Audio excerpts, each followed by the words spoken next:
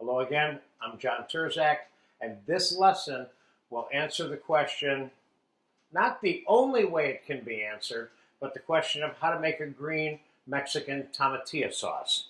And here are the ingredients that we're going to use to make the sauce. We have fresh tomatillos, jalapeno, some cilantro. I got a little bit of whole butter. You could use oil. You don't need to do the sautéing with butter. You could use oil. Mexican oregano, whole garlic, cut up tomatillos, and 1 onion. I have a quart of tomatillos. Now this is a tomatillo, and this is exactly how they come in the supermarket. And then what's required is that they get peeled, like so, and then quickly rinsed. And what I did in this case here is I just cut them into pieces like that. So we have 1 quart of tomatillos and 1 onion. I'm going to leave the garlic whole because this whole list of things here are going to be pureed in a food processor or with a blender stick after they're cooked and roasted. I'm going to saute all of this now, and we're going to chop the cilantro in a hot saute pan that I have behind me. This sauce, by the way, can be served hot, cold, or warm. And you can put the amount of jalapeno, serrano, or whatever it is you're using to spice it up. If anything, use the amount that you want. I'm using seeds in this as that I normally do for this amount that I'm using. I think that there might be enough right there for this. I can always make it hotter after the sauce is made. So let's get a hot saute pan over here real quick and add the ingredients to it. I got about 2 or 3 ounces of whole butter here. And let's put the tomatillos in here. Let's put the garlic in here. Let's put the tablespoon Mexican oregano in here.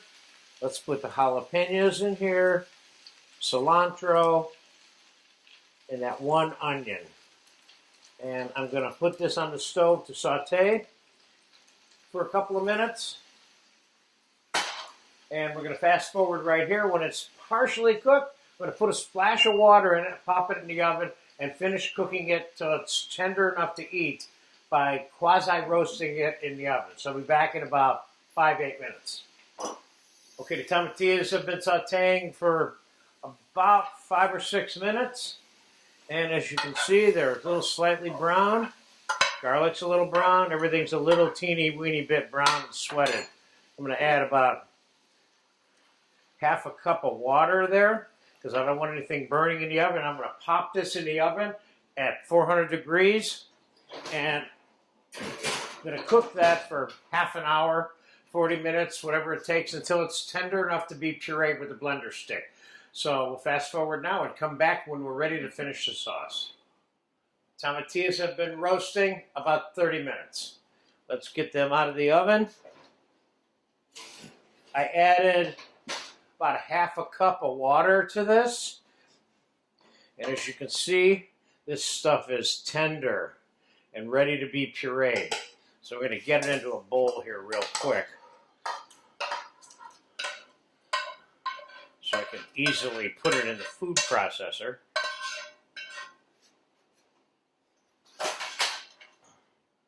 And we're going to get it processed.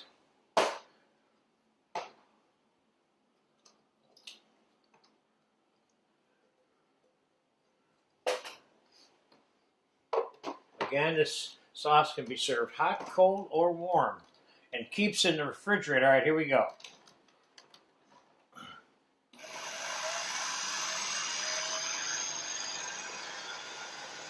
We're looking for a smooth consistency here.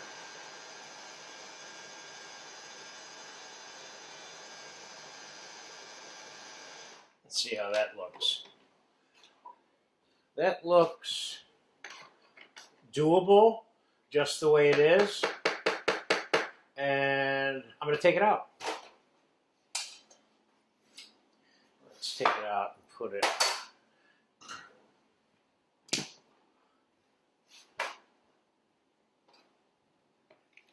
Put it in the saucepan. This doesn't need any adjusting, I don't think at all, in terms of the texture, but you'll know exactly what this texture is when it gets cold. But right now, let's get it on a plate. Well, before I do that, let's taste it.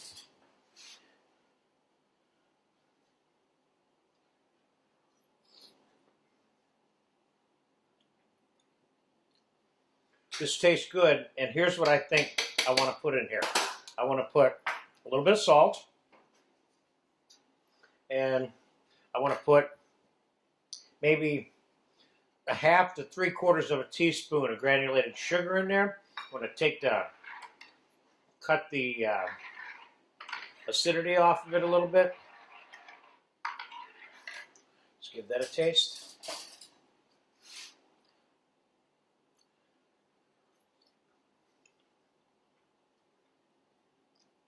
This could use just a little tiny bit more salt and just a little tiny bit more sugar.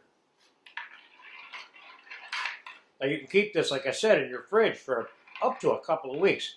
Now, I didn't put chicken stock in here. I made this into a vegetarian preparation, but I could have put chicken stock or fish stock or beef stock if I wanted to.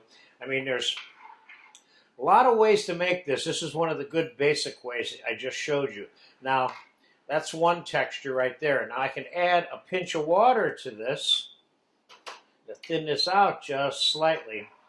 And I think in this particular case, I'm using this to serve with some carnitas that I'm going to make a video for you for. And this is one of the classic sauces that are used for a variety of things in Mexican cooking. And as it turns out, Mexican-American cooking as well. So there you have it, a good basic green tomato, if you will, which it's sometimes referred to as by the Americans, tomatillo sauce, Mexican style.